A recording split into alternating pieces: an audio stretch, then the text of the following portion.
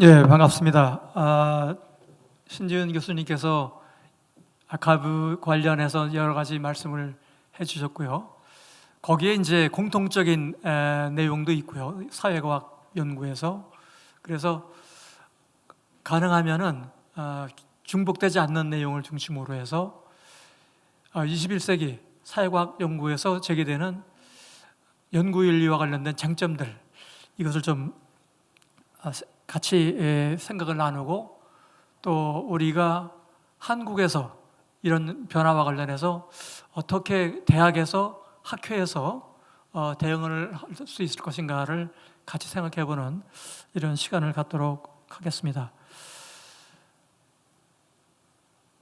그래서 일단은 기존의 사회과학의 연구윤리, 이거는 이제 대체적으로 주로 강의계획서 작성할 때라든가 이럴 때 각 대학에서 의무적으로 연구윤리와 관련된 그런 내용을 듣도록 그렇게 하고 있죠. 대학원에서도 그렇게 하고 있는 것 같고, 학부는 그런 건 없는 것 같아요. 그래서 그런 기존의 사회과학 연구윤리를 한번 간단하게 개관을 하고요. 그리고 새롭게 등장하는 이슈들 두 가지라고 생각을 합니다. 중요한 부분이. 하나는 데이터 혁명과 관련된 부분, 또 하나는 또 테크놀로지의 급변화에 따라서 생겨나는 연구윤리와 관련된 부분, AI와 관련된 부분이죠. 인공지능과 관련된 그런 내용들이 사회과학 연구에서 어떤 문제를 제기하고 있는지 그런 내용들을 살펴보도록 하겠습니다. 그래서 일단 먼저 간단하게 사회과학 연구윤리를 개관을 하자면은 이미 다 아시는 것처럼 그런 내용과 관련된 거는 다시 반복할 필요는 없을 것 같고요. 두 가지만 말씀을 드리고자 합니다. 하나는 상당 부분 한국의 사회과학 연구에서 소홀히 되고 있는 점, 그 점이 이제 사회과학자들이 연구계획서를 만들고 또 조사를 한다거나 질적인 조사나 양적인 조사를 할 때 그것을 IRB 심사를 거치지 않죠. 한국에서는 아마 일부 거치는 대학도 있는 것 같긴 한데요. 전반적으로는 거치지 않는 것 같아요. 그 점이 이제 외국 대학들과 굉장히 큰 차이라고 볼 수 있을 것 같고요. 그래서 심지어는 IRB 심사를 거치는 과정이 몇 달씩 걸리기 때문에 연구가 늦어지고 있다는 불만들을 외국 대학 교수들이 많이 하거든요. 사회과학 분야에서도. 그런데 한국에서는 뭐 그런 거는 제가 들어보지를 못했던 것 같습니다. 그래서 그런 부분들이 이제 좀 취약한 부분인 것 같고요. 또 하나는 이른바 이해상충의 문제. 그래서 연구자가 연구비를 지원받는 경우, 뭐 그것이 이제 공적인 기관이라든가 사적인 기관이라든가 이런 기관으로부터 연구비를 받는 경우에 그런 것들을 상당히 의식하거나 혹은 그런 연구비 지원 기관의 이해관계를 고려하는 방식의 연구가 이루어지는 경우, 이해상충 문제가 직접적으로 대두된다고 볼 수가 있겠죠. 그래서 사회과학에서 특히 뭐 정책 연구라든가 이런 부분에서 나타나는 문제가 이제 이런 문제가 있을 수가 있을 것 같아요. 그래서 상업적 목적이나 정치적 목적에서 벗어나야 한다. 그래서 연구의 중립성, 진실성, 이것이 굉장히 중요한 부분이다라는 생각이 듭니다. 그리고 나머지는 뭐 중복되는 부분이 있기 때문에 그냥 넘어가기로 하고요. 한 가지만 또 추가로 말씀드리면은 연구 부정 행위와 관련해서 다양한 형태의 부정 행위가 있는데 알고 했거나 모르고 했거나 사실은 다 문제라는 거죠.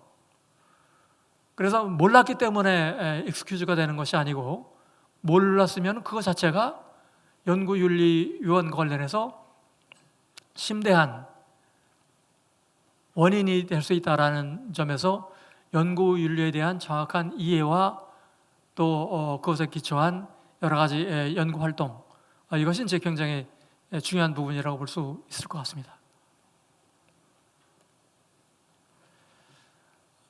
그리고 변조와 날조와 관련된 그런 부분들이 사실은 인공지능이라든가 빅데이터 혹은 행정데이터 관련해서 제기되는 이슈와 관련되기 때문에 간단하게만 말씀을 드리면은, 변조는 기존의 데이터를 바꾸는 거죠. 변경하는 거죠. 날조라는 거는 없는 데이터를 만들어내는 거고요. 대체적으로 아까 아카이브 연구에서 아카이브 자료를 보면서 이걸 어떻게 할까 저렇게 할까라는 거는 일종의 데이터는 있는데 그 데이터를 어떻게 해석할 것인지를 둘러싸고 여러 가지 어떤 충동적인 그런 유혹을 느끼게 되는 경우, 이런 경우는 주로 이제 변조에 해당하는 거죠. 그래서 새로운 데이터, 오늘날의 데이터의 문제는 주로 20세기의 사회과학에 굉장히 큰 틀을 이루었던 서베이 데이터, 아직도 그렇게 하죠. 지금 최근에 미국 선거에서도 서베이 조사를 해가지고 계속 누가 이길 것인지, 당선될 것인지를 계속 매일같이 실시간으로 그렇게 하고 있는데, 그런 것들이 전형적으로 20세기 패러다임입니다. 그래서 전체 중에서 일부를 추출해서 거기서 어떤 추론을 하려고 하는 그런 거죠. 그런데 그런 것들이 크게 변하고 있습니다. 그것이 이제 두 가지 형태로 나타나고 있고요. 그 두 가지 형태는 데이터 혁명이라고 해서 빅데이터 혁명, 또 하나는 빅데이터이긴 하지만 기존의 디지털 데이터와는 다른 행정 데이터를 중심으로 하는 데이터 혁명, 두 가지는 공통점이 데이터 사이즈가 크다는 거죠. 건보 데이터, 건강보험 데이터 같은 경우는 5,300만 명을 대상으로 하고 있어요. 엄청난 규모죠. 그래서 2,3천 명 조사를 해서 어떤 대통령 후보가 당선될 것인지를 알려고 하는 그런 서베이 데이터와는 본질적으로 다른, 행정기관이 행정 목적을 위해서 수집한 자료인데 그런 자료들을 요즘에는 연구에 활용하기 시작해요. 그리고 그런 것들을 통합해서 통합 행정 데이터라는 걸 만들어서 연구에 활용하기 시작하죠. 그래서 전수를 대상으로 하는 경우가 많고, 또 그 규모가 전수가 아니더라도 특정한 지역을 대상으로 하는 경우에도 몇백만 명의 데이터를 사용하는 이런 형태의 데이터 혁명이 이루어지고 있습니다. 그리고 그것은 결국은 이 컴퓨터의 저장 장치의 발전, 그 CPU의 발전, 이런 것에 의해서 거대한 데이터를 통계적으로 분석할 수 있는 여러 가지 프로그램들, 또 그런 것을 해결할 수 있는 컴퓨터의 중앙 처리 장치, 이런 것들이 발전하면서 나타나는 그런 부분이라고 볼 수가 있을 것 같고요.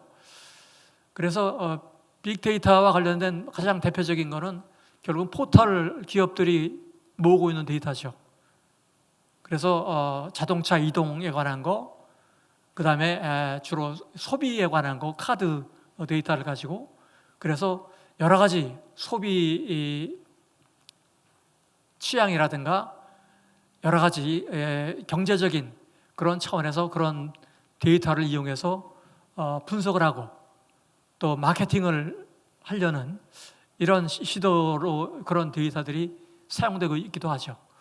그래서 현재 이루어지고 있는 여러 가지 변화는 일단 데이터 규모가 엄청난 그런 데이터를 학문적인 차원에서도 사용하기 시작했다. 이것이 이제 20세기 사회과학과 21세기 사회과학의 큰 차이라고 볼 수 있을 것 같습니다.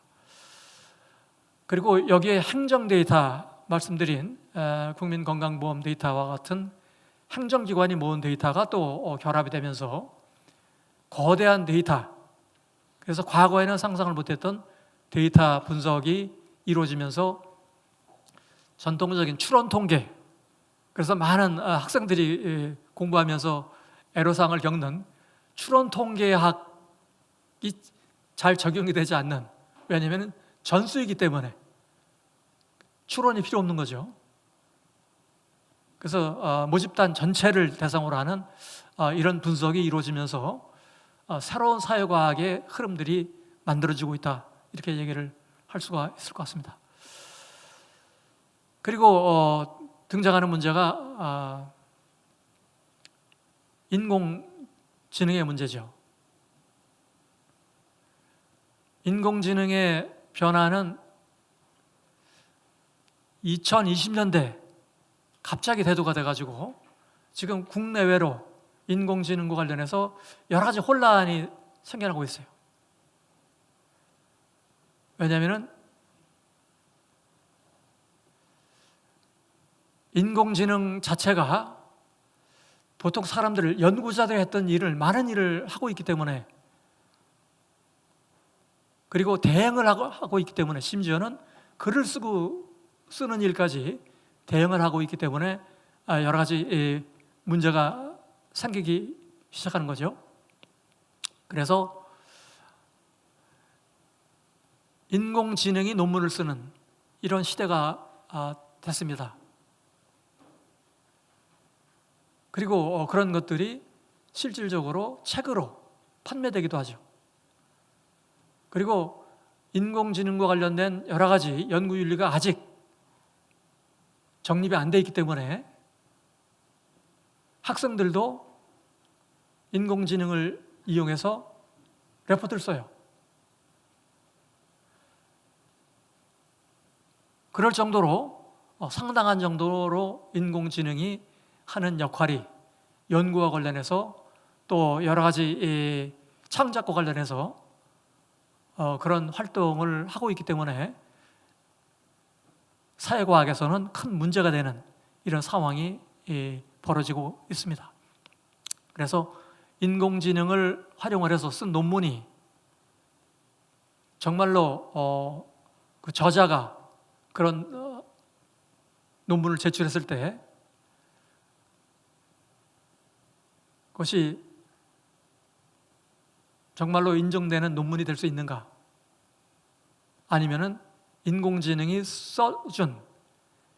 대신 써준 논문인가?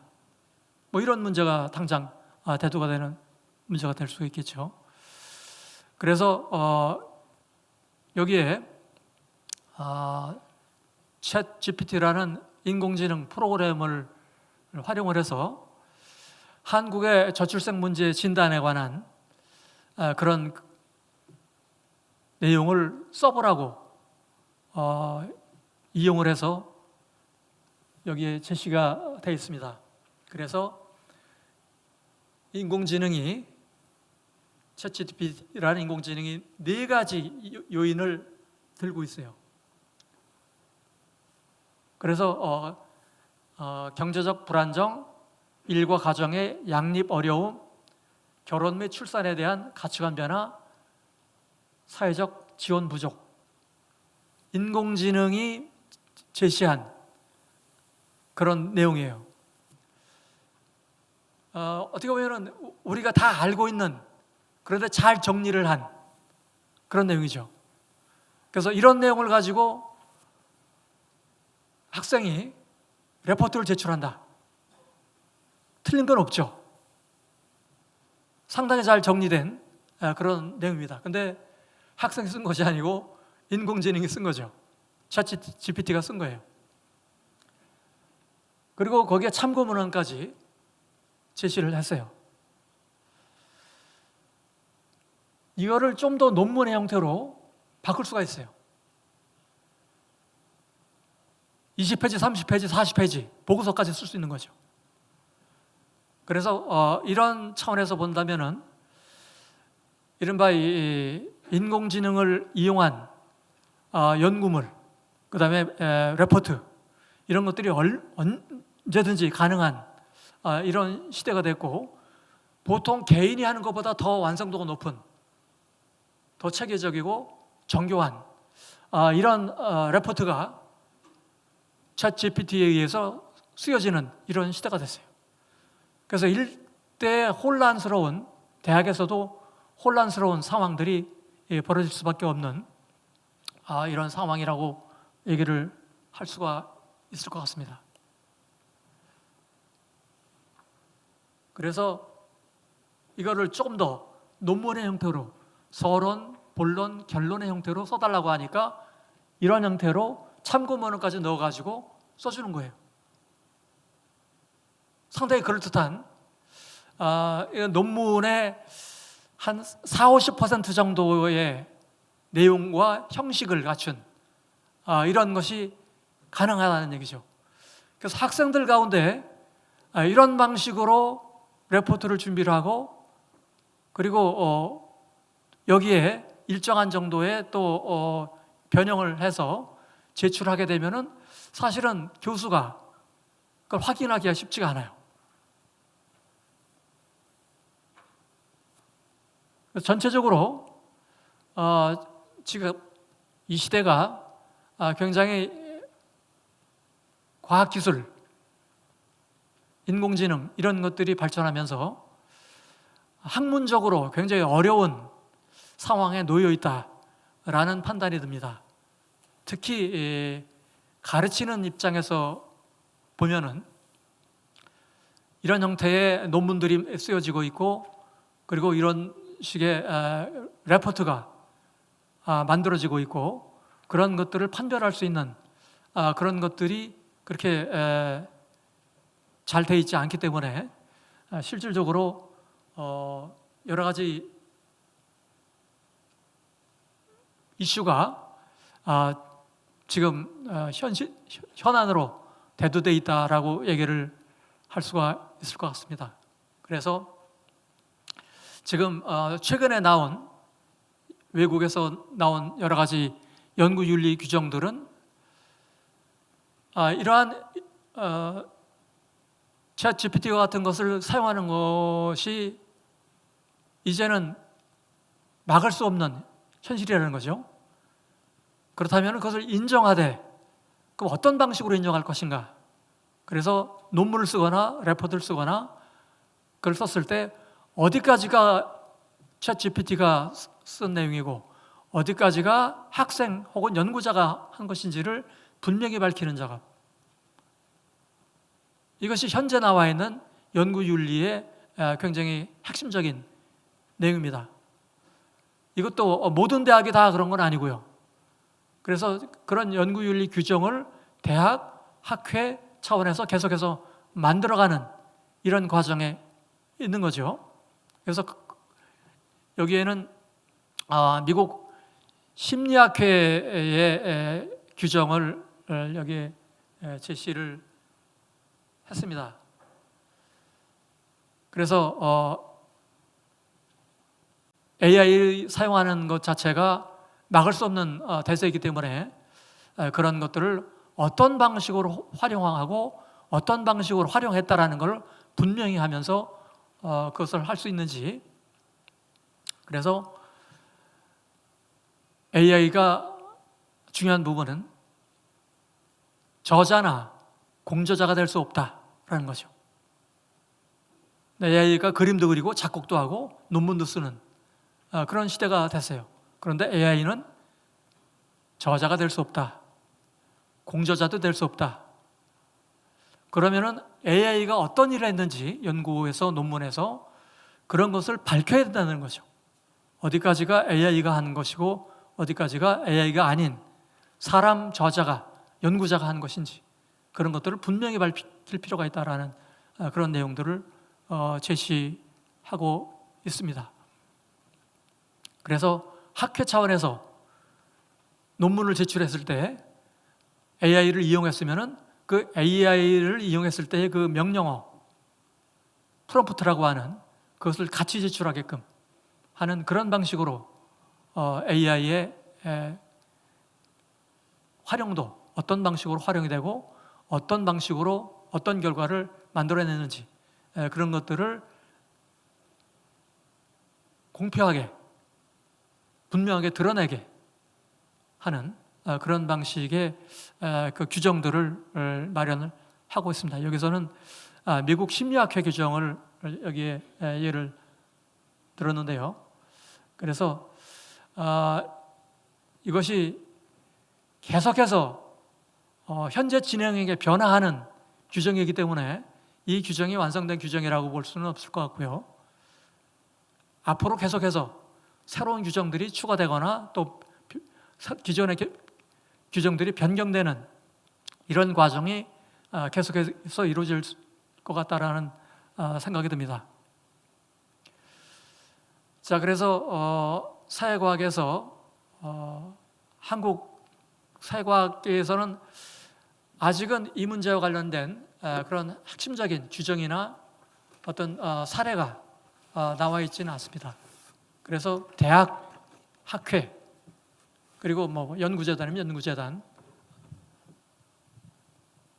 이런 조직과 단체에서 이런 문제에 대한 나름대로의 현재 수준에서의 규정과 여러 가지 그런 것에 기초한 하나의 예시 이런 것들을 만들어내는 것이 필요한 시대가 아닌가 하는 생각이 듭니다. 이상입니다. 감사합니다.